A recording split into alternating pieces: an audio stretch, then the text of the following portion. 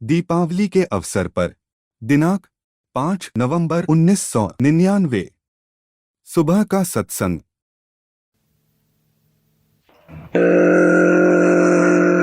गुरुदेव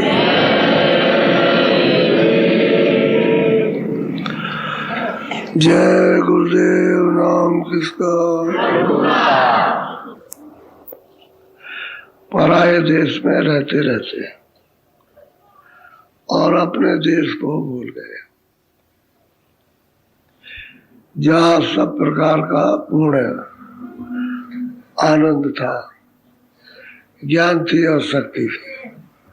और पराये देश में आकर के आप आनंद को खो चुके और यहाँ पराये काम में फंस गए। जब महात्मा आते हैं, कहते हैं ये है रास्ता, इसको संभाल लो, यानी नाम को संभाल लो, रूप को संभाल के रखो, स्थान को याद रखो और आवाज से चढ़ाई करो और चलो अपना रास्ता घर में पहुंचने का। तो अपने को ये नहीं होश आवाज है कि हमको रास्ता कहाँ से मिलेगा और कहाँ से रास्ता जाता है। रास्ता आपके पास ही है, उस रास्ते का भेदी होना चाहिए। जब भेदी रहेगा, जिस रास्ते से आप आता और जाता है, वही रास्ता आपको बता देगा और कहेगा चलो आप तुम्हारी मदद भी करेंगे और तुम भी कुछ करो। तो वो भी कुछ करता, मदद भी करते। घाट पे बैठा के उसको सूरत को नाम के साथ में लगाते, यानी नाम के साथ जोड़ते उसको। जब नाम को वो सुनता है, आवाज को, तब ये समझता है कि हमने ये कभी आवाज सुनी नहीं।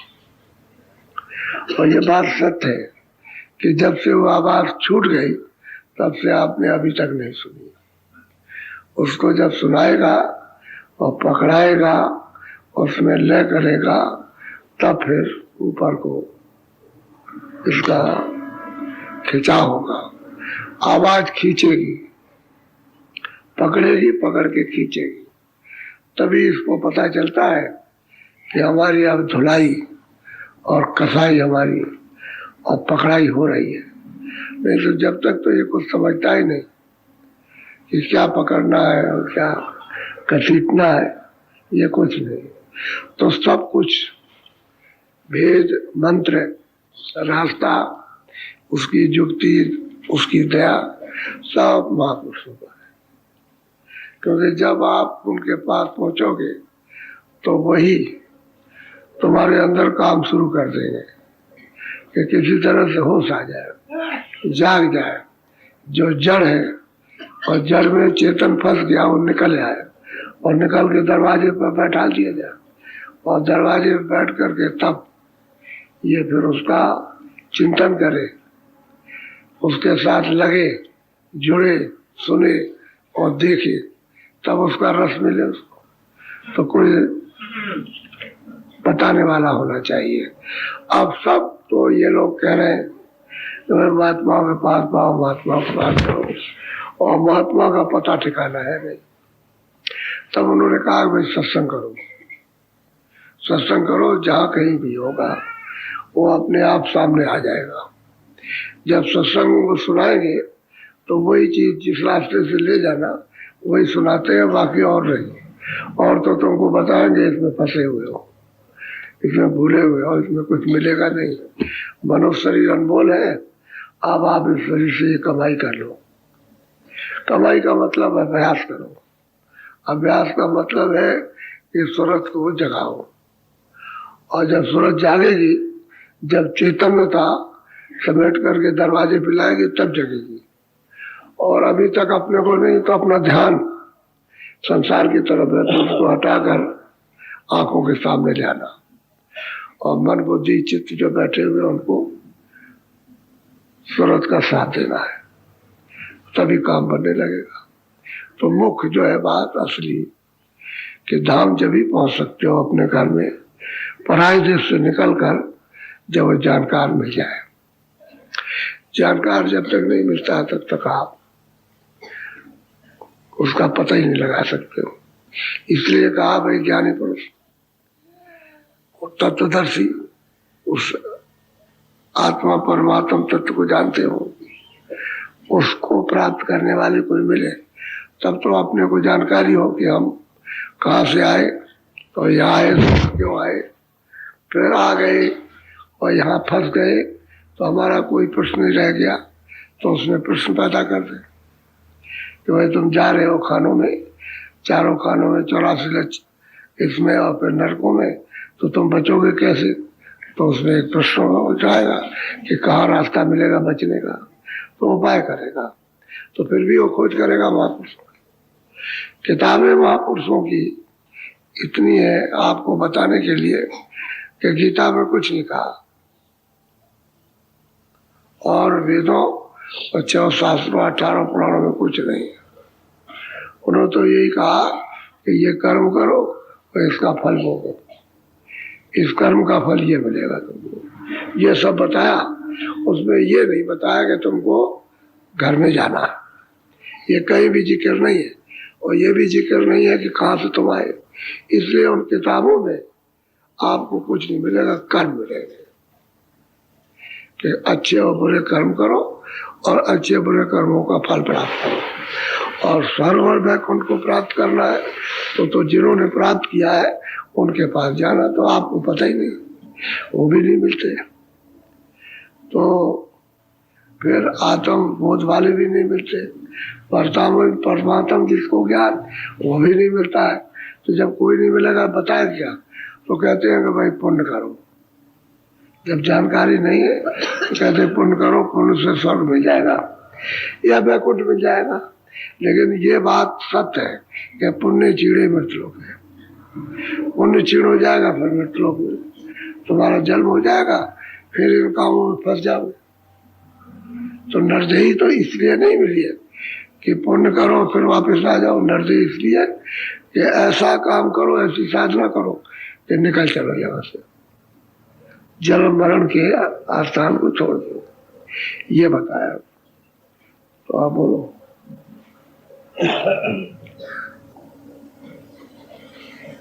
जोड़ी कोई सूरत नाम से, जोड़ी कोई सूरत नाम से।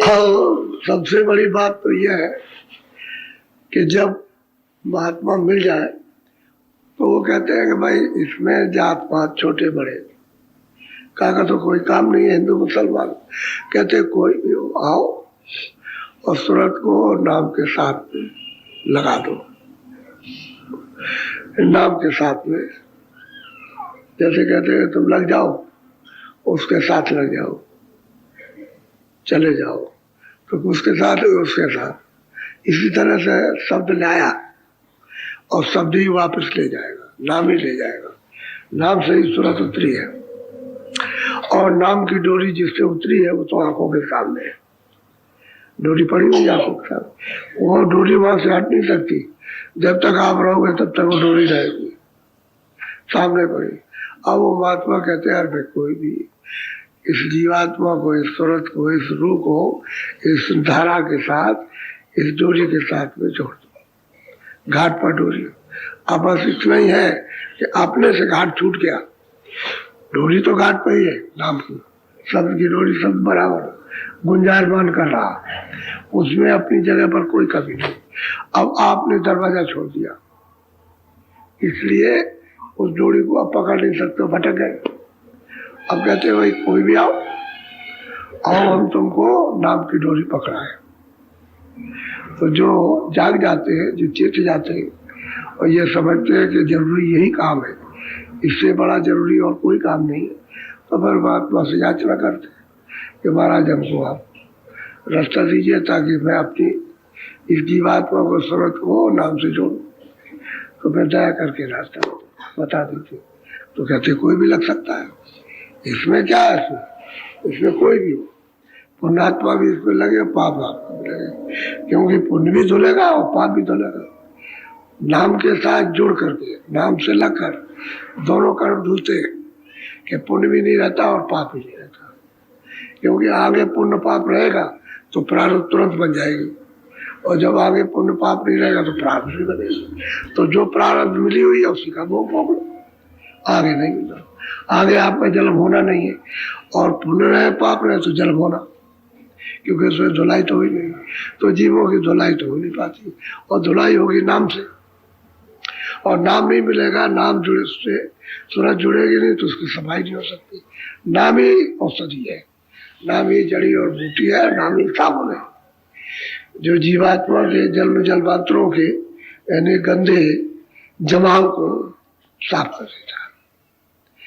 और वो जब तक नहीं तब तक नहीं, तो कहते कोई भी पापी पुण्यात्मा कोई भी जोड़ सकता है और धो सकता है, उसको धुलाई की कोई चीज मिलनी चाहिए। तो उन्होंने कहा देखो कपड़ा गंदा है, ये लो पानी रखा, ये साबुन है, रगड़ो।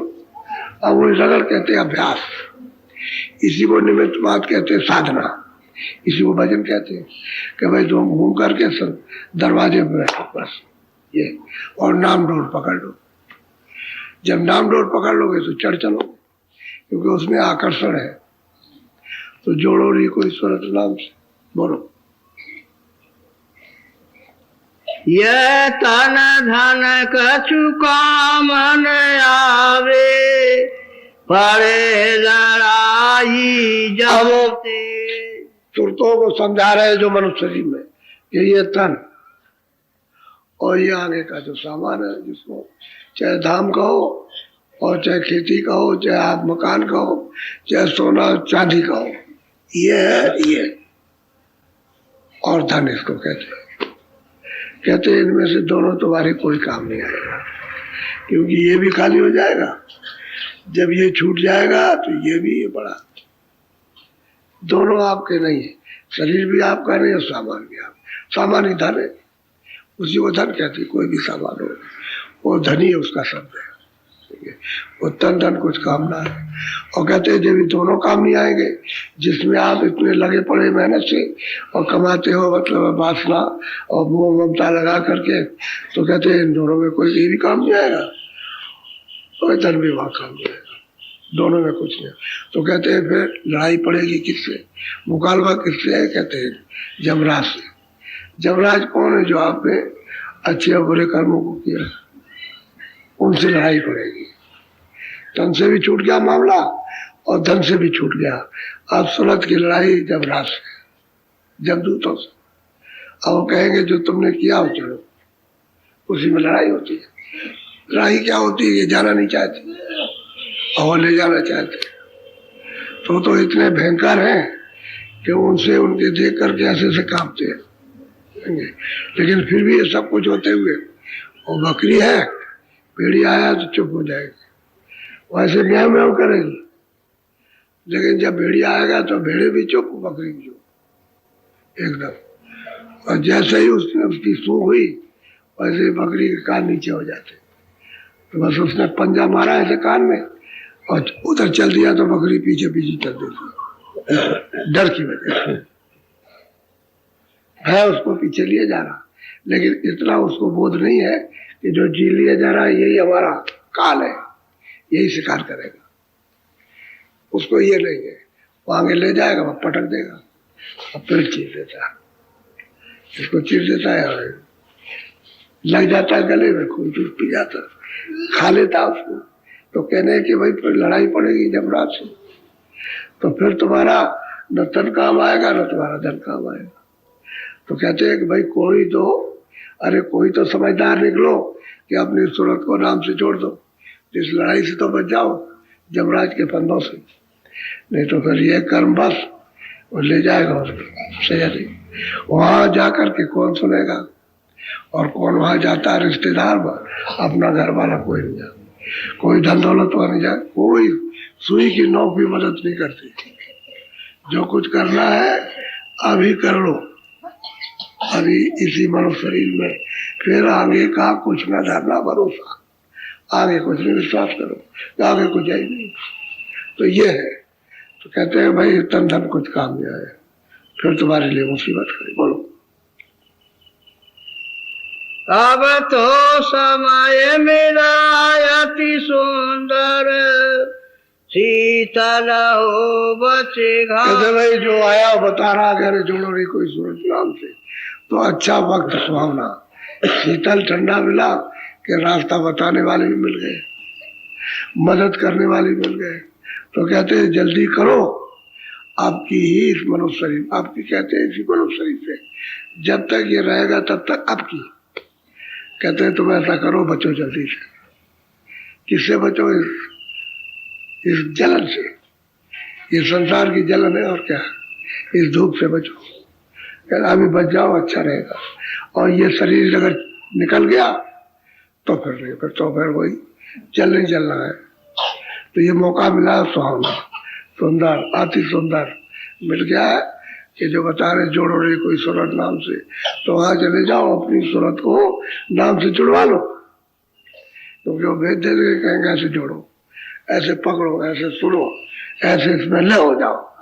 तो जैसे ही लय होने लगे वैसे ही खिंचाव सुनोगे तो खींच के ले जाएगा नाम। तो नाम जहाज बैठाएगा, नाम के जहाज पर बैठो तो बस एकदम से चल देगा। वो तो खिंचाई करता है, सुरतों को यहाँ ठहरा नहीं सकता कि रोके रहेगा, खींचेगा। तो कहते हैं अभी अच्छा है कि संसार की जलन तपन, इससे अभी बचो, ये अच्छा समय है। बोलो। सुमिरन कर सेवा कर सते गुरु। कहते हैं अब सुमरन करो जो उन्होंने बताया, और सेवा करो किसकी? सतगुरु।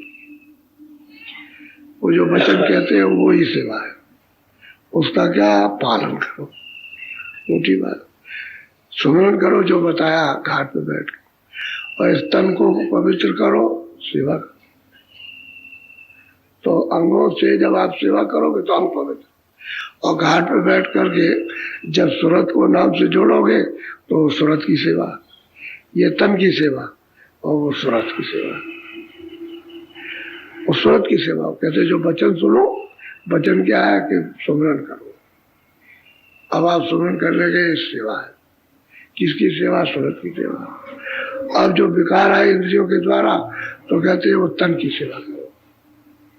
कहते गुरु की सेवा का मतलब जो गुरु कहे उसको करो, वो सेवा गुरु की है। ये नहीं कि अगर लाख आदमी आए तो गुरु की सेवा, वो नहीं, वो तो कर ही नहीं सकते हो, आप उसको समझ नहीं सकते। सेवा करो जो कहा है उसको। तो दो बातें कहते हैं भाई ये काम करो तो तुम्हारा दोनों काम हो जाए, अंग भी पवित्र हो जाए, मन बुद्धि, क्योंकि अंगों पर तो मन बैठा आनंद लूटता है, उसी पर तो संकल्प विकल्प करता है। तो अंग पवित्र हो जाएंगे, इंद्रियों के दरवाजे जब शुद्ध साफ हो जाएंगे तो मन सूरत का साथ दे देगा। तो स्मरण करो और सेवा करो। बोलो। मन आए हटाओ काम से। अब यह जो कामनाएं हैं इंद्रियों के दरवाजा, जो संकल्प विकल्प जो करते हो, इच्छा करते हो, मोह ममता कहते हो, उसको थोड़ा सा इंद्रियों के दरवाजों से हटाओ, तभी काम बन जाएगा। क्योंकि वैसे बैठक सबकी एक ही जगह है, सूरज की भी बैठक दोनों आंखों के ऊपर, और मन और बुद्धि और चित्त और अहंकार, इनकी भी वही बैठक है। अब सूरज बीच में है और इसके चारों तरफ ही है।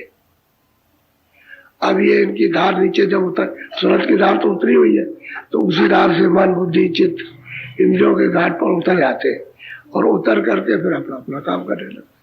चित्त ने अपना काम किया चिंतन का, बुद्धि निश्चय निश्चय करती, मन संकल्प विकल्प करता, तो पहले चिंतन का काम चिंतन कर देगा, वो फौरन संकल्प विकल्प करेगा कि भाई वहाँ ये करना, वहाँ ये करना, ऐसा करना, वैसा करना, और बुद्धि निश्चय करके ये ठीक है कि नहीं है, ये ठीक है कि नहीं, ऐसा होना है कि नहीं होना, करना कि नहीं करना, ये अब वो अहंकार कहेगा मैं कर लो, बस वही दीवार है, अज्ञान की दीवार घाट पर बैठ करके इंद्रियों के। तो आप कहते हैं मन हटाओ काम से, इंद्रियों की कामनाओं से मन को थोड़ा हटाओ, और जहाँ घाट है, जहाँ सूरज बैठी है कि वहां लगाओ, तो ये मन सूरत का साथ दे दे तो नाम पकड़ ले, नाम को सुन ले और सुन के पकड़ ले, और जब सुने जब पकड़ेगी सुनेगी पकड़ेगी तो फिर चढ़ चलेगी, क्योंकि उसमें चढ़ने का जब उधर उसका रस मिलेगा तो अति रस गहरा है तो बस उधर ही खींच जाएगी उससे, क्योंकि इधर से मन हट जाएगा। जैसे ही मन हटा खिंचा हो गया, मन लगा रहेगा तो शब्द नहीं खींचेगा, उसका यदि रहेगा तो शब्द पीकता रहेगा। उसी में दो शब्द आ रहे हैं कि भाई चलो मतलब दरवाजे में बैठ के भजन कर रहे हैं, सुमरन कर रहे हैं, ध्यान कर रहे हैं, तो अब वो करता है तो कहीं सुनाई नहीं देता, वो दिखाई नहीं देता है, तो अब वो प्रयास कर रहा, अब मेहनत कर रहा कि अरे गुरु ने कहा था कि होगा, हो जाएगा, तुमको सुनाई देगा दिखाई देगा, आप कोशिश कर रहा। इसी को कहते हैं चढ़ना उतरो, बार बार चढ़ो, बार बार उतरो, बार बार चढ़ो, बार बार मन को बैठाओ घाट के ऊपर में और सूरज से काम लो, कानों से आंख से ऊपर की तरफ, तो फिर एक दिन ऐसे होते बस सूरज जलने लगे।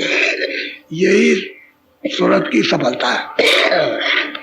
अब वो एकाएक नहीं हुआ, लेकिन प्रयास में लगा रहा। अब वही गुरु के वचन है, वही भक्ति है कि कहा प्रयास में लगे रहो, रोज भजन करो, रोज ध्यान करो, रोज स्मरण करो, करते रहे और रोज कहता है रोज करो, कभी नागा मत करना, रोज कर रहे। यह है असल में सेवा, सूरत की सेवा है। करते रहे तो जब सफाई होगी, जब धुलाई होगी, सामने आ जाएगा। अब उसको साफ हो जाएगा, हिम्मत हो जाएगी कि हमने जो मेहनत की उसको, हमारी मेहनत की हमको फल मिला कि हम इसमें सफल हुए, चढ़ गए। अब उसको खुशी होगी, प्रसन्नता होगी। अब कोई भी काम अगर पूरा हो जाए और आप क्या उसकी थकान में उतर जाएगी और अपने को बहुत प्रसन्न होगा कि पूरा हो गया। इसी तरह से साधन है, भजन भी ऐसे ठीक यही है, उल्टा रूप उसका यही है। और जैसे मतलब इधर का अज्ञान रूप हो ज्ञान, ये अज्ञान अस्था तो कहते हैं कि तुम इतना तो करो। अब नहीं, मेहनत को छोड़ दोगे कि हमने 2-4 दिन किया कुछ नहीं, अच्छा हमने महीने में किया कभी गुण नहीं होता, तो आप हताश हो गए, आपकी हिम्मत टूट गई। तो उसको नहीं, बराबर लगे रहो, अपनी कोशिश में कमी मत करो तो चढ़ जाओगे, और अपनी कोशिश में तुमने कमी कर दी तो फिर नहीं सुनाई देगा, न दिखाई देगा न सुनाई देगा। तो कहते हैं मने हटाओ काम से, मन को थोड़ा सा इधर से और दरवाजे करो, जहाँ सूरत बैठी उसको नीचे मत उतारो, उतनी देर रुक जाएगा, 2 मिनट 4 मिनट 10 मिनट 15 मिनट, उतने में काम होगा। बोलो। मन इंद्री कुछ बस कर राखो, पियो घूट घूट। सही बात तो यह है कि जब तक आप इंद्रियों के घाट पर मन बैठा करके रस अरे खोजते रहोगे कि हमको आनंद मिल जाएगा, और इंद्रियों के घाट पर आनंद नहीं। ये बात है कि सूरत की, क्योंकि सूरत चेतन है, उसकी ठंडक आ रही है सम्मिलित होकर के, तो आपको क्षणिक जरा संभालो। अच्छा फिर लेंगे आनंद, तो फिर कोशिश करते हो कि भाई वो आनंद मिल जाए, वो आनंद मिल जाए हमको, देखने का, सुनने का, खाने का, इन सब चीजों का। तो मतलब है, तो उसमें सूरत की ठंडक है, न कि मन का कुछ या पर्दे में कुछ है। पर्दों में कुछ नहीं, इंद्रियों में कुछ नहीं है, और सूरत की ही ठंडक, क्योंकि सूरत चेतन है, और चेतन में अगर खालिश निकल आए तब तो फिर काम ही उसका बन जाए, तभी तो उसको आनंद मिल जाए मन को। तो खालिश नहीं होती, यानी निर्बल नहीं हो पाती, पर्दे के अंदर दबी रहती। इसलिए मन इंद्रियों के घाट पर, तो मन और इंद्रियों को कुछ बस कर के राखो और घाट पर इसको मन को लगाओ तो कुछ काम बन जाए। बड़ी तरकीब से, यानी पहले तो वो समझाते रहे सबको। जब महात्मा समझाते तो उनके पास कोई किताब नहीं, किताब की जरूरत भी नहीं पड़ती, और जब वो चले जाते हैं तो कुछ लिख देते। तो फिर आप कहते हैं भाई अपने इस तरह से समझाया था, इस तरह से, तो महात्माओं का हो जाता प्रमाण कि भाई वो महात्मा ये समझा के गए इस तरह से। और बात यही है, क्योंकि आपको ये हो जाएगा कि नहीं, ये विद्या ठीक है, ये रास्ता ठीक है, ये नाम ठीक है, और ये जो हमारे अंदर में आँख है कान ठीक है, तो जब उन्होंने प्राप्त किया, प्राप्त कराया, तो ये हिम्मत होती है कि हम भी कर सकते हैं प्राप्त। जब औरों को प्राप्त कराया, दया हो गई, तो हमको भी मिल जाएगी दया। तो ये उसको साहस होता और विश्वास होता है कि हमारे ऊपर भी कृपा कर देंगे, कृपा कर देंगे। जब औरों पर कर रहे हैं कृपा, तो फिर विश्वास को तब काम हो जाता। विश्वास हो जाए तो क्या, तो कहते हैं विश्वास, प्रीत प्रति विश्वास, तो वही तो उसके लिए है। यही तो सूरत का असली धन है, जगाने वाला, सूरत का साथ देने वाला। अब शील और क्षमा, संतोष, विरह और विवेक अगर ये इकट्ठी ना हो, तो ये काम, क्रोध, लोभ, मोह, अहंकार, ये भगेंगे नहीं। जब ये इकट्ठे होने लगते हैं तो ये भागते, अपना दरवाजा छोड़ जाते। तो सूरत को सखियां मिल जाती, मदद करने वाली। शील, क्षमा, संतोष, विरह, विवेक, ये सच्ची सूरत की सखियां है। उसको जब मिल जाएंगी तो इस पर्दे में उसकी मदद हो जाएगी। ये जड़ पर्दा है, ये जो है जड़ पर्दा, इसमें मदद मिलेगी तो आप इससे ऊपर आ जाओ। सीमेंट के ऊपर यहाँ आना चाहिए।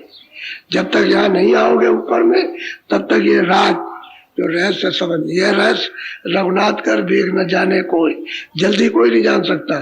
जो जाने तो गुरु कृपा, और सपने में मोह न हो, कृपा होनी चाहिए गुरु। तो वो इसलिए आता है कि भाई तुम क्यों नहीं जोड़ते उस सूरत को नाम से। यही तो आवाज देता, कहते ये क्यों पक्षपात करते हो, तुम अपनी अज्ञान बुद्धि से पक्षपात करते हो कि हम ब्राह्मण, हम क्षत्रिय, हम ये, हम वो फलाने, ये छोटे, ये बड़े, ये कुछ नहीं। कोई जोड़ो, कोई जोड़ सकता। वहां उनके यहाँ पक्षपात नहीं है। उनके यहाँ तो ये है कि जो हर का वजह सो हर का हो, और जात पात पूछे नहीं कोई। कहते उसके यहाँ जात पात कुछ, पहले भी जात पात नहीं थे और अब भी नहीं है, और भविष्य में भी जात पात नहीं रहे। जात पात तो आपने अपने काम के लिए रखा, वो काम है। और वो शब्द का बोध है, तुम मास्टर हो, तुम काश्तकार हो, तुम दुकानदार हो, झाड़ू लगाते हो, तुम ये काम करते हो, ये तो नाम है उसका। काम जो कर रहे हो उसका नाम। अब किसी को कहोगे भाई ये दफ्तर में जाओगे तो किससे मिलना, तो बताओगे मैं उससे बोलो बैठा हूँ, बैठा, तो किसका नाम है, काम का नाम है।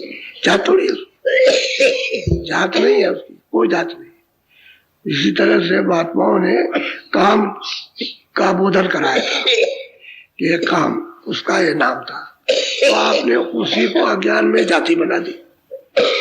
बस ये बात हो गई। बहुत तो ये है, आप उसमें पर गए आप, तो कहते कोई जोड़ो, यानी कोई भी जोड़ो, आओ जो भी आओ, हमारे यहाँ कोई परहेज नहीं है। कोई जोड़ो आकर के, हम उसको रास्ता बताएंगे और कहेंगे जोड़ो, तो आपको जाना चाहिए उनके पास। अब वो मिलते कहीं भाग दौड़ के चले जाते, ऐसे ही बोलो। लगे ठिकाना मिले मुकामा, छूटो मन के दाम। हम कहते हैं कि भाई मन तो कहीं से आया है, बुद्धि भी कहीं से आई, बुद्धि यहाँ की तो है नहीं, और चित्त भी कहीं से आया, अहंकार भी। तो कहते हैं भाई तुमको रास्ता मिलेगा जब तुम ठीक दरवाजे पर आ जाओगे और रास्ते में चलोगे तो मुकाम मिल जाएगा। यानी क्या मुकाम मिलेगा, मन का ठिकाना मिल जाएगा कि मन का भंडार कहाँ है। तो मन का भंडार से जल कमल में, बुद्धि का भी भंडार वही है, और चित्त का भी भंडार से जल कमल में, और अहंकार का भी वही। ये उस चेतन के तत्व है जो इसमें लिंग पर्दे के साथ बखेड़ा है लेने देने का, और जन्म मरण का, और 84 सब छूट जाएगा। 84 भी छूट जाएगी, नरक भी, जन्म मरण भी छूट जाएगा, और पाप पुण्य भी छूट जाएंगे। जब आप मुकाम पर पहुंचोगे कुछ नहीं रहेगा, सब कुछ ऐसे ही है कि जब इधर से आप और स्वर्ग के कर्मों को साफ करो, चलो वैकुंठ में, और वैकुंठ के कर्मों को साफ चलो ईश्वर के लोक में। तो कहते हैं राह रखाना, गुरु से लेना। कहते हैं रास्ते का जब सब भेदे गुरु से लेना वो देगा, और सरल पढ़ो तो मिल जाए। उनकी सरल पढ़ो जा करके, असली सीधा साधा रास्ता बता, और बिन उन सरला काम न सरिए। जब तक उनकी शरण में नहीं जाओगे दीन नहीं बनोगे, और दीन होकर के भिखारी होकर के जब भीख मांगोगे तो रास्ता मिल जाएगा। और दीनों को ही रास्ता मिलता है, और दीन ही चलते। और जो अहंकारी घमंडी है कि हमको जानते हैं, हम कुछ नहीं, उनको कभी कुछ नहीं मिला। वो वैसे के वैसे रह गए, दीन भिखारी होना चाहिए। तो कहते हैं कि भाई मुकाम में पहुंचोगे तब तुमको ज्ञान होगा भाई ईश्वर कौन है, ब्रह्म कौन है, पार कौन। अभी कुछ जानते उसकी रचना क्या है, अभी कुछ नहीं जानते, अभी तो पूरा हाल यहाँ का भी नहीं मालूम, इस लोक का भी। तो जब यहीं का नहीं जाना तो वहां करके जाए, यहाँ का देख लो। तो यहाँ का अल्प ज्ञान है, अल्प दृश्य है, इधर दिखाई देता उधर नहीं, उधर दिखाई देता इधर नहीं, इधर का देखा उधर जाओ तो इधर नहीं। यह अल्प बोध है, अल्प दृष्टि है, पर्दा है। इस पर्दे को उधर गए तो इधर का, उधर का दिखाए, उसके गए तो उधर का, इधर का कुछ नहीं दिखाई देगा, तो इधर का सब भूल गया। और उधर जाओगे तो इधर का भी दिखाई देगा, उधर का भी देगा। उधर उधर तो ज्ञान है ना, यह अज्ञान और विज्ञान है। उधर उजाला है, इधर अंधेरा।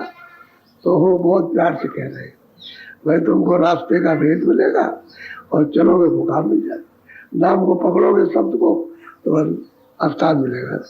तो पहले ही से अंदर कमल पड़ेगा। वैसे तो नीचे और जूते हैं, लेकिन उनसे क्या प्रयोजन, असली जगह पर स्थान पर जाना, उसी का भेद बताया जाता है ये स्थान है। तो जब वहां जाओगे मुकाम मिल जाएगा। तो मन के सब पकड़े से क्यों छूट जाओगे कि उसका स्थान मिल गया, भंडार मिल गया, उसमें ले हो गया। फिर यही मन सब पर हुक्म चलाता, देवी देवताओं पर, ऋषियों मुनियों पर, तीनों लोगों पर ये राज करता था।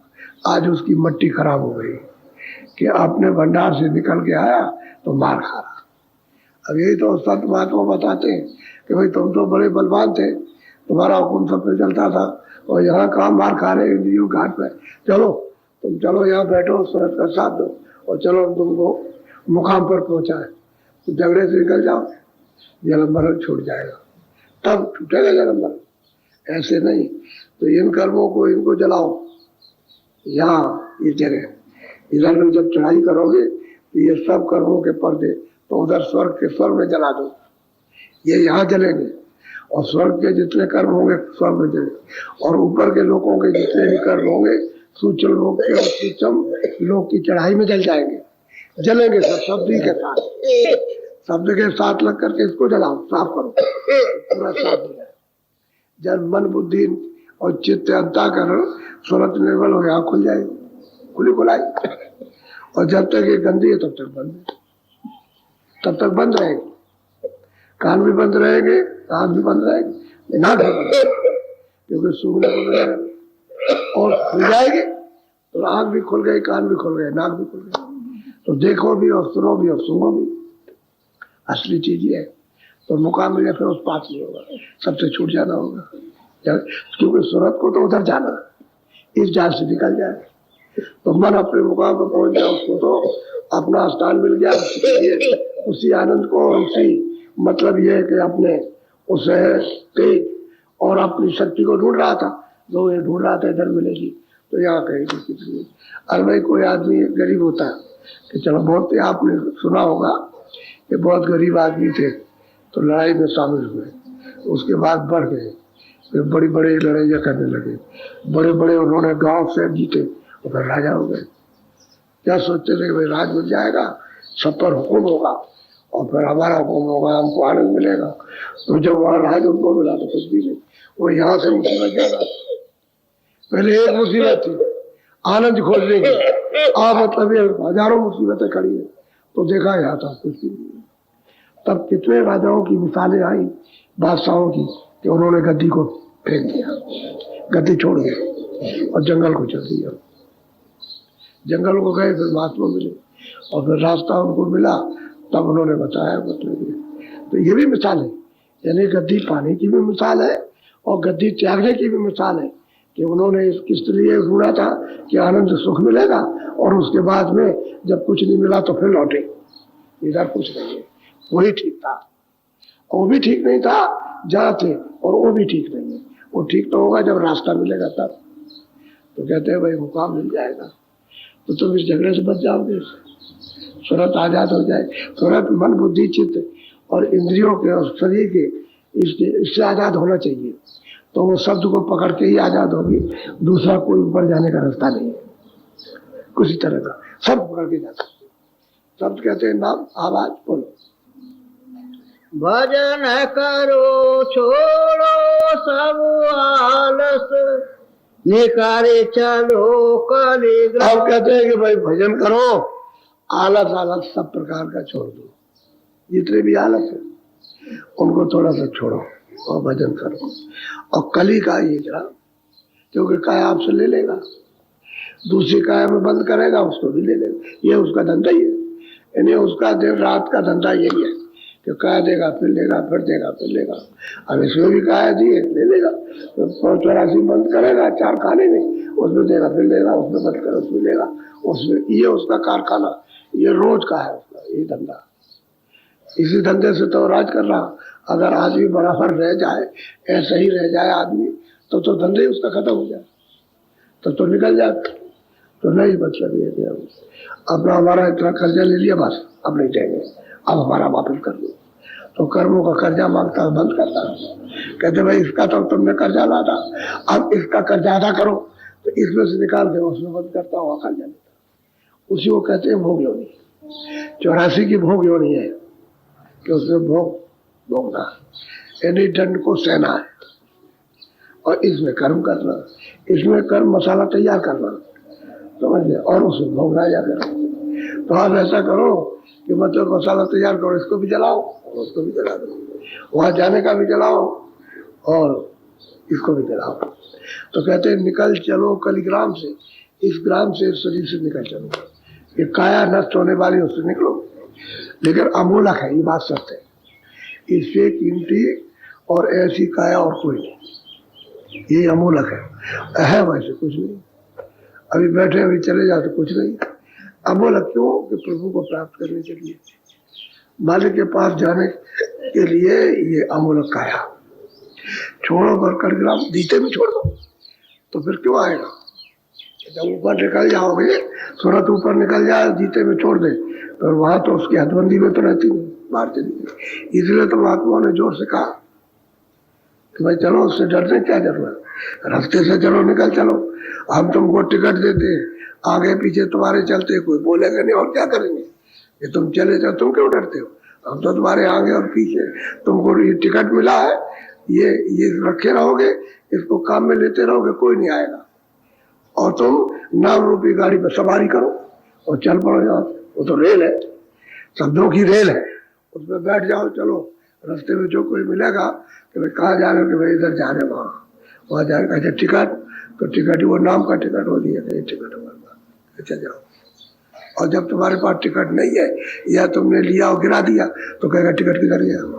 यानी वो किधर गया जो दिया था, जो गुरु ने दिया था वो किधर गया?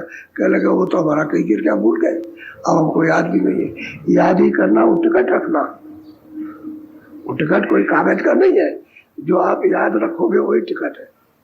तो क्या वो टिकट किधर है? ये है, तो क्या अच्छा चले जाओ, नहीं तो फिर ये उलट नर्क में दे, ये बसती है। तो निकल चलो कलिग्राम से, शब्द को पकड़ के निकल चलो। बोलो, धम धम करो विनती गुरु से, वही निकारे तन चाम। अब कहते हैं अगर दम दम प्रार्थना करते रहोगे, श्वास पाप तुम सामने नहीं लोगे, फिर भी प्रार्थना करो, कहीं भी रहो, चाहे तुम यहाँ रहो, चाहे आप परदेश में रहो, चाहे आप किसी शहर में रहो, वहां से भी प्रार्थना करो। तो अंदर से संबंध है प्रार्थना का, स्वीकार करने का, बाहर से नहीं है। तुम समझोगे भाई हम बाहर हैं और वो भी बाहर है, तो मतलब हमारी पहचान नहीं, वो तो अंदर ही लगा हुआ है, वो तो तार लगा हुआ है, तो अंदर से प्रार्थना करो। कहते हैं एकदम श्वास श्वास प्रार्थना करो कि ये तन चाम, ये शरीर चाम है, चमड़ा है, ये कहते हैं इसको दया करके इसके सूरत को निकाल दीजिए, समझे? तो कृपा करेंगे। कृपा क्या है? कि सूरत को शब्द से जोड़ देना, और ऐसे शब्द सूरत नहीं निकलेगी, शब्द से जुड़ करके पकड़ कर निकल जाएगी। वही उसका आधार है आने का, और वही आधार उसके निकलने का। तो दया कर देंगे तो सब पकड़ा देंगे, और आप पकड़ लो शब्द को, निकल चलो। ये तो कल में इस तन में बैठ के काम कर लेना चाहिए, तो इधर उधर हम लगे रहते काम में। काम करो, जितनी जरूरत उतना काम करो, लेकिन ऐसा मन अपना बना लो कि भाई ये जब भजन हो तो फिर उधर लगे नहीं, उतनी देर के लिए मन हट जाए, बस तुम्हारा मन पे पक्का हो जाएगा कभी उधर और कभी इधर, जब चाहा तो इधर लगा दिया, जब चाहा उधर चला गया। ऐसे अपने मन क्यों बना लेना चाहिए, उधर जाओ इधर वो भी काम कर लो ये भी कर लो, तो फिर आखिर में क्या होगा कि वो कम हो जाएगा, ज्यादा हो जाएगा, इसमें रस मिलने लगेगा, इसलिए इसमें ज्यादा दबाव हो जाएगा। वो तो कहते हैं जब पैर रखते हो तो एक पैर दबाव का यानी उस पर वजन है और एक पैर दिखाने का बहुत हल्का, तो कहते हैं हल्का हो जाएगा और वजन उस पर हो जाएगा, नाम पर शब्द पर वजन रहेगा कि उसको पकड़ लिया छोड़ नहीं सकते, और ये घोड़ हो गया उसका, उठाने में फिर तकलीफ नहीं, वजन रहेगा तो पैर उठेगा नहीं क्योंकि दबा के रखा आपने। यही है कि मन को मतलब यह है कि ऐसी दया और कृपा करो कि स्तन चाप से सूरत को निकाल के और ऊपर ले चलिए। आप बोलो। और पावन सा कोई रटन करो सुबह कहते भाई कोई दूसरा उपाय नहीं है, गुरु से प्रार्थना फरियाद करोगे, दया मांगोगे तो और कोई उपाय नहीं, एक ही उपाय, चाहे जितने उपाय कीजिए, बिना शब्द के वापस नहीं होना, और बिना शब्द के बिना नाम के जीव जो है वो 84 से नरकों से बच नहीं सकता, क्योंकि सूरत तो निराधार है, उसका तो कोई आधार नहीं है। जब अंदर बैठेगी तो शब्द ही का आधार उसको मिलता है, जब वो आधार ले लिया तो सब बस फिर उसका काम बन जाता है, आधार उसको। अब बिना आधार भटक रही है, आधार मिलेगा तो उसका जोड़ा हो गया। अब पर्दा कटता जाएगा और वो निकालिश होती जाएगी, और निकालिश हो जाएगी तो फिर अपने रूप में आ जाएगी जो उसका वास्तविक रूप है। तब उसको अपना ज्ञान होता है कि भाई मेरा रूप क्या है, मैं क्या हूँ। तब पता चलता है मैं कितनी चेतन हूँ, मेरा कितना सुंदर रूप है, मैं कितनी बलवान हूँ सब, और मुझ में कितना आनंद है। तभी तो ज्ञानियों ने जब थोड़ा बहुत प्राप्त कर लिया तो उन्होंने कहा सच्चिदानंद स्वरूप मैं ही ब्रह्म, एक और ब्रह्म द्वितीय नास्ति, और कुछ नहीं, एक ही है, मैं ही अकेला, मैं ही ब्रह्म हूँ, ऐसा कहते हैं। तो वो तो मतलब है कच्चा उनका भी बोध है, क्योंकि वो तो आत्म बोध है, यानी सूरत ने दर्पण में अपने रूप को देखा, उसने कहा हो मैं ब्रह्म, तो वो कच्चा बोध है, यानी असली सत्य बोध नहीं है। उस सत्य बोध तो उसको आगे मिलेगा, तो बताने वाला जब मिलेगा तब आगे बताएगा, नहीं तो उसी में रह जाएगा, इसी में भरम जाता है। भरम करके फिर क्या होगा, फिर कर्मों में फंस जाएगा, फिर वो इधर आ जाएगा, कर्म में फंसेगा, कर्म फंसेगा, फिर उसको कर्म लिपाए मार, फिर उस पर आवरण आ जाएगा, उसी पर आवरण आने के बाद में फिर भोगना पड़ेगा। इसलिए संत जो बताते हैं कि नहीं आगे चले चलो अभी और है, अरे यहाँ कुछ नहीं है इसमें, इस रचना में श्लोक में कुछ नहीं है, आगे चलो उसको ले चलते, तो बहुत देर तक तो उसी में ठहरता है। तो उन्होंने जो थोड़ी देर ठहरा तो मालूम होता कल्प बीत गया, यहाँ वहाँ का एक सेकंड और यहाँ का एक कल्प, ऐसा मालूम होता है कि वहाँ मतलब ये कल्प में रह चुका हूँ। इसलिए तो गोविंद स्वामी जी महाराज ने कहा कि मैं वहाँ एक कल्प एक लोक में रहा, वहाँ मैंने सब लोग देखे, सबके सब, तो वहाँ ऐसा ही मालूम होता है, वो ऐसा है ही कि हम मतलब ये कितने कल्पों तक यहाँ रह रहे, और यहाँ मतलब यहाँ की वहाँ की गिनती का क्या, वहाँ लेखा जोखा, वहाँ इससे उससे क्या तुलना की जा सके। तो शब्द ही सार बोलो।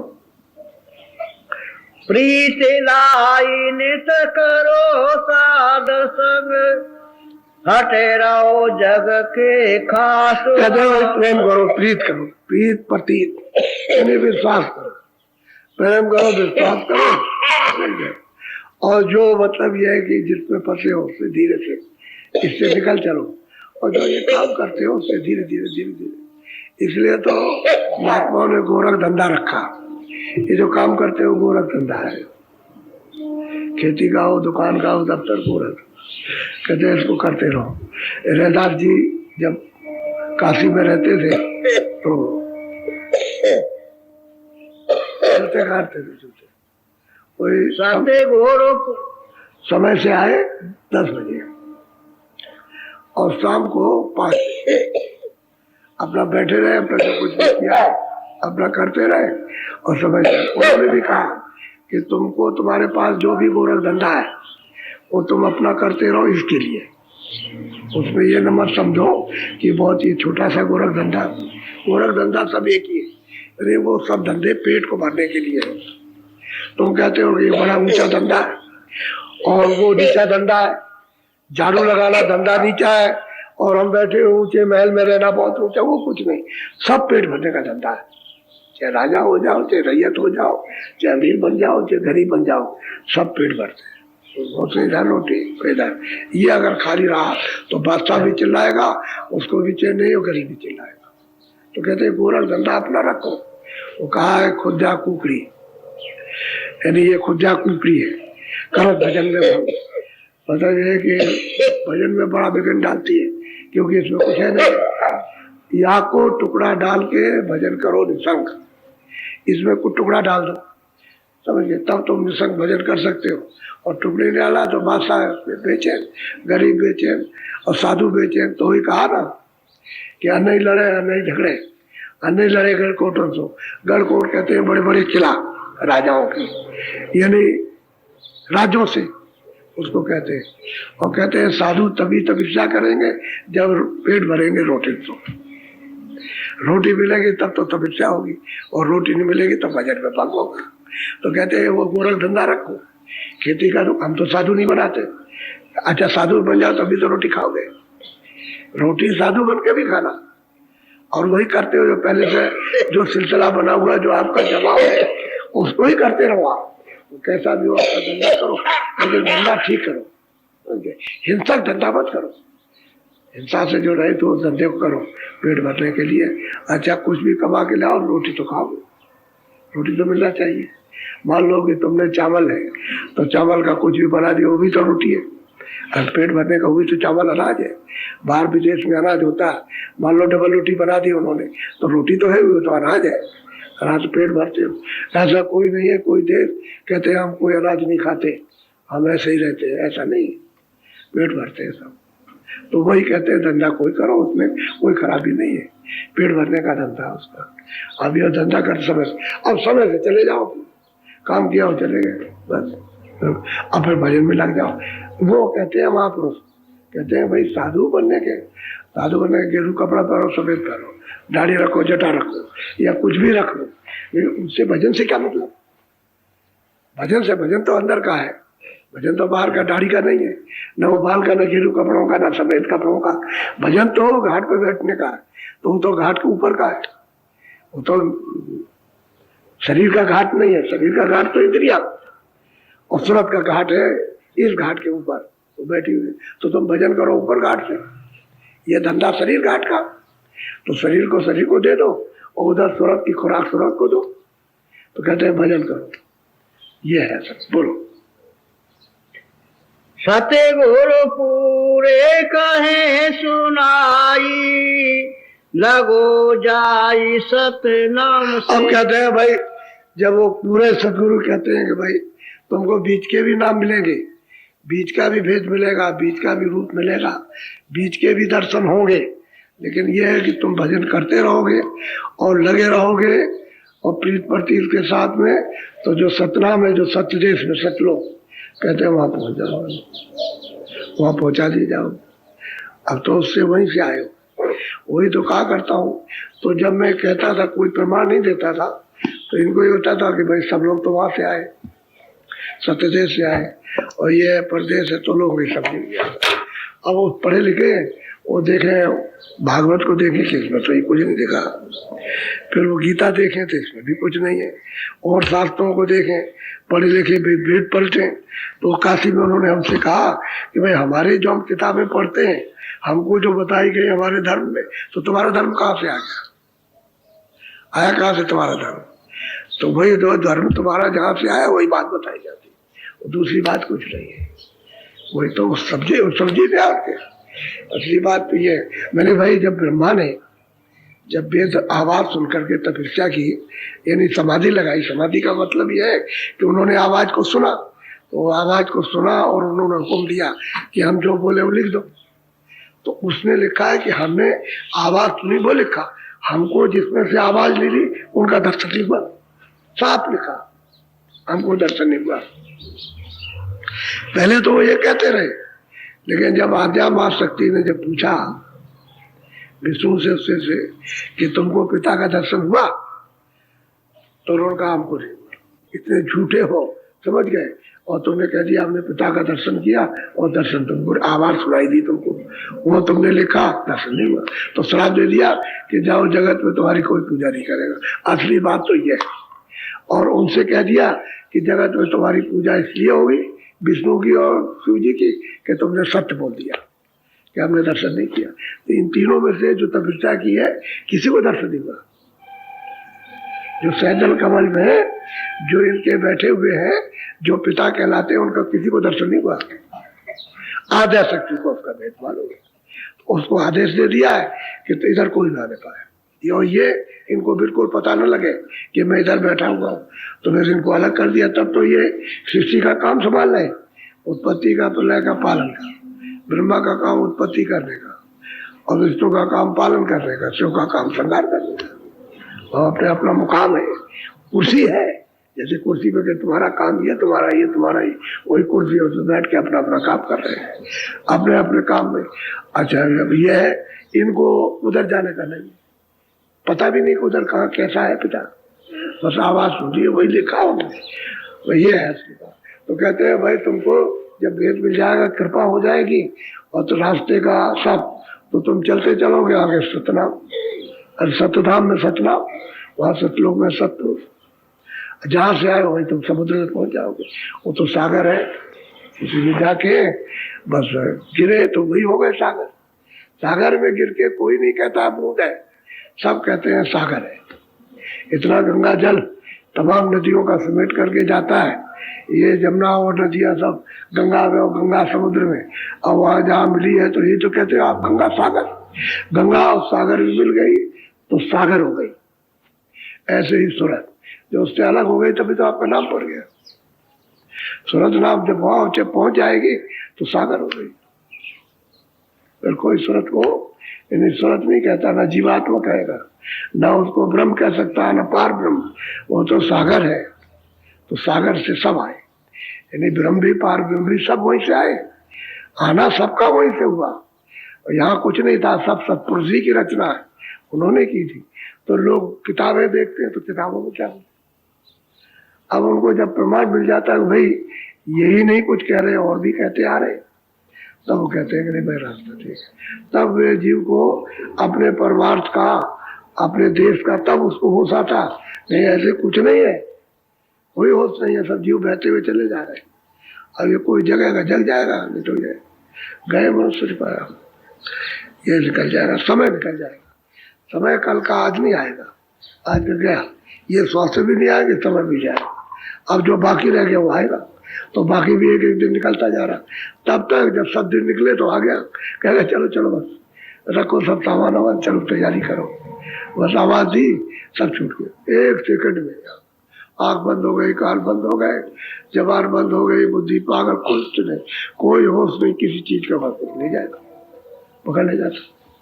ले गया फिर दूसरे का बंद किया, वह तो हिसाब करने में क्या देर लगती है, उसके हाथ वो चटपट का काम है, सेकंडों का, तो पहुंचा बस हिसाब किया, बस वहां तुम्हारी को सुना क्या, नहीं ऐसा नहीं वैसा, वो नहीं। इसलिए भजन करो इस चाम से, तन चाम से, ये भजन करने के लिए मिला है, ये और काम के लिए पेट भरने को भर लो और बाकी भजन करो।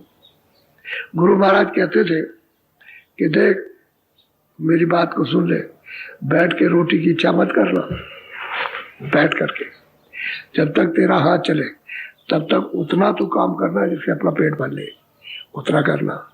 तो हमने पूछा, हमने महाराज जब हम साधु हो गए तो साधु हो गया तो पैर तो है, पैर है, तो कह लेंगे रोटी मांग लेना, जो यहाँ से चल के जाएगा दरवाजे दरवाजे तो 7 दरवाजों पे जाएगा, 7 ही रोटी लेना, समझ गए, और 1 हफ्ते में 7 रोटी लगेंगी, तो बस अपनी रखे रहना, और पानी में कड़ी हो जाए तो पानी भिगो के खा लेना और भजन करना, तो उनका तेरे ऊपर में आवरण नहीं आएगा। वो ये समझाते थे, तो चल के जाना, रोटी बैठ के मत खाना, और कुछ ना कुछ करना, तो दूर से कहने अपना मतलब है। तो आप नहीं देखते हम कितना करते रहते काम, बताओ ये है कि मतलब ये आपके सामने, अभी तक तो तुम देखते थे, पिछले दिनों तक फड़वे चलाते रहते थे। तो गुरु महाराज के आदेश का तो पालन होना चाहिए, जब तक शरीर काम करे तब तक कुछ करोगे, और जब नहीं करता है तो सभी बैठ जाते हैं। तो कहते हैं कमाई कर रख के करो, और जब हाथ पैर काम नहीं आएगा तो वही कमाई जो की है वही तो अपने काम आती है। जो सब्जी की कमाई धन कमा लोगे वही आपको ले जाएगा, फिर क्या हो सकता है। तो बड़ा साफ साफ कहा करते थे, और बिल्कुल एक छोटी बात बताए और एक बड़ी बात, बड़ी से छोटी और छोटी से बड़ी समझा दे तो बात समझ में आ जाती। शुरू में आए तो स्वामी जी महाराज ने कहा कि देखो महात्माओं बहुत लोग परीक्षा करते हैं, तो हमने पूरी बात तो सुनी नहीं थी, आए थे तो सोचा चलो वहां चलेंगे, भजन करेंगे चल के। तो वहां चले गए, इधर बांदा जिले में, वहां जंगल था, वहां बैठ गए जाके, और ये सोचा कि हम किसी से नहीं मांगेंगे, कहीं नहीं जाएंगे, जो गुरु महाराज देंगे उसको यहाँ खा लेंगे। हम देखते हैं गुरु महाराज यहाँ कैसे पहुंचाते, हम नहीं जाएंगे कहीं। अब ये हट है, ये बहुत बुरी हट है, लेकिन अपनी समझ है। तो वहाँ है एक आदमी कचहरी में आ रहा था, तो ऐसे गाड़ी में बैठा था और बांधा आ रहा था चित्रकूट की तरफ से, तो उसको स्वप्न हुआ, ऐसे उसको नींद आ गई तो स्वप्न हुआ कि देख एक साधु है, वहाँ मंदिर के पास में एक कुटी है, उसमें एक साधु है, तू 5.25 किलो ले जा, लड्डू चढ़ा दे और तेरा काम हो जाएगा, कचहरी का काम तेरा हो जाएगा। तो अब वो उतर के उसने लड्डू खरीदे। उस समय पर लड्डू तो बहुत सस्ते मिलते थे, एक 1.25 रुपये में 12 आने का लड्डू मिला होगा। तो लेकर के वो पहुंचा, तो जब वो हमारे पास वो जोड़ता गया तो पहुंचा कुटी पर, हनुमान जी का मंदिर तो अलग था। तो हमने भाई ये लड्डू तो हनुमान जी को चढ़ाए जाते हैं, तो तुम उसमें चढ़ा दो जा करके, यहाँ कैसे ले आए? कह लगे नहीं हनुमान जी को चढ़ाने नहीं रहे, कह लगे ये सब आपको देने आए। अब हमने तो उससे कुछ पूछा नहीं कि भाई मतलब ये कि ये क्या हुआ क्या नहीं हुआ। अच्छा वो यहाँ से भाग के गया, समय हो गया था, लड्डू छोड़ के चला गया और भाग के गया, और कचहरी में गया, वो कसम जीत गया। अब देखिए उसका पहुंचाने का उसका रास्ता देखिए मालिक को। तब ये हुआ कि देखो बड़ी बुरी जिद की है, तो स्वामी जी से कहा तो बहुत डांटा, ऐसा कभी मत करना, ऐसा जिद्दबाजी कभी भी मत करना भूल करके भी। तो फिर सत्संग में समझाया उन्होंने। तो असल में जो बात नहीं समझ में आती है, अगर कोई हो जाए तो माफी तो मांगनी चाहिए कि तो बहुत बड़ी गलती हो गई, तो ऐसा हो गया, इस तरह का हो गया, ऐसी हो गया। बहुत डांटा, यानी बहुत ही ज्यादा डांटा कि खबरदार ऐसा कभी करोगे। तो अपनी भाषा में उन्होंने डांटा भी, चुप हो गए, समझ गया उसकी गीता बहुत बुरी हो गई। जब उन्होंने कहा कि भाई कर्म करना, तुम चले जाना भीख मांग लेना, बिछा कर लेना। भीख मांगने का मतलब घर से बिछा करना, तो तुमको कोई डांटेगा भी, कोई बुरा भला भी कहेगा, तो उसकी बात को बर्दाश्त तो करोगे, तभी तो आगे चलोगे। बर्दाश्त नहीं करोगे तो आगे कैसे चलोगे? ये भी काम करते थे, सही बात ये है। तो बिछा मांग कर दिया, और नहीं कोई काम कर लेना, तो उसे कुछ करना, तो करके ये समझ लो कि अपने पेट के लिए कर लिया, बस ठीक है, अच्छी बात। तो इसीलिए हम वही बात स्वामी जी की, सबको कुछ ना कुछ करो, करते रहो, ताकि मतलब ये ऐसा ना हो अपनी में। और जो भजन करो अपने पास रखो, भजन में से खर्च ना हो, ध्यान करो, भजन करो, जो भी आप करो उसमें से जो कुछ मिले वो आपके पास में गवा न दो, कुछ गमाओ मत कि आपने उसमें से दे दिया, आपके पास कुछ रह गया ऐसा नहीं करना। तो हमेशा हर युक्ति को समझाते थे कि ऐसा करना, इस तरह करना, इस तरह करना। फिर गहरे सत्संग होने लगे, उनको वो सब समझाने लगे। तो कहने का यह है कि जो कहे उसको करे, और जो वो करे उसको कभी मत करे, क्योंकि वो तो न मालूम किसकी मसलहत से कर रहे हैं। तुमको जो कह दिया वो करो, वो जो करते उसको कर मत करो। ये भी वो समझाते थे कि भाई वो बच्चों का खेल खेलेंगे। एक दफे बच्चे खेल रहे तो गाड़ी बना रहे थे। ये जो ज्वार के पेड़ होते हैं उसमें अंदर निकलता है उसका सफेद सफेद, उसकी उन्होंने पहिया बनाया स्वामी जी ने, और गाड़ी बनाई, और फिर उसने जा करके ऐसे उसको दौड़ाया। कहा रे बच्चे इसमें बैठ जा। वो छोटे लड़कों से कहा बैठ, हम गाड़ी ले चलेंगे ऐसे। तो उसमें बैठा लिया, जैसे उसमें बैठा और टूट गया। तो लड़का रोने लगा, कह लगे फिर बना लेंगे, फिर बैठाएंगे तुमको। सभी प्रेमी भाई बहनों को मेरा सादर जय गुरुदेव। स्वामी जी महाराज कहा करते थे कि हमेशा पूरा सत्संग सुनो, सत्संग का एक भी वचन छूटना नहीं चाहिए।